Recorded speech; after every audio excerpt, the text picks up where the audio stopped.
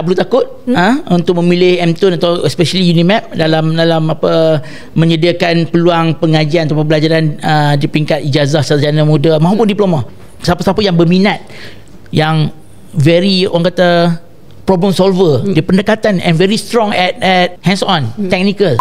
Okey, mungkin juga ni nasihat kepada yang dekat luar sana juga untuk adik-adik sekolah menengah apa semua, untuk sertai TVET dan jangan jadikan ia sebagai pilihan kedua dan jangan ragu-ragu untuk teruskan sekiranya anda berminat, kerana kita terlalu mencari profession yang tradisional. Tapi sekarang ni kita tengok pasaran ni kena buat ulang kaji sikit. TVET antara yang tinggi dan juga keboleh pasaran cukup tinggi. Jadi mungkin nasihat ni kita punya yang terakhir lah, kata-kata akhir daripada Prof sendiri untuk mereka mencari. Terima kasih sekali lagi Jid dan juga Sina Bersari. Sebenarnya betul, tak perlu takut untuk memilih MTun atau especially Unimap dalam apa menyediakan peluang pengajian atau pembelajaran di peringkat ijazah sarjana muda maupun diploma.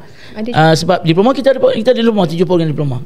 Tapi program TVET kita ni so far macam saya kata tadi memang inline dengan selaras dengan kehendak industri, dalam kita menyediakan bakat-bakat bakat-bakat yang diperlukan oleh industri. So rasanya tiada memang siapa-siapa yang berminat, yang very orang kata problem solver, dia pendekatan and very strong at hands on technical, dan maybe Unimap is the tempat pilihan lah untuk terus menyambung pengajian.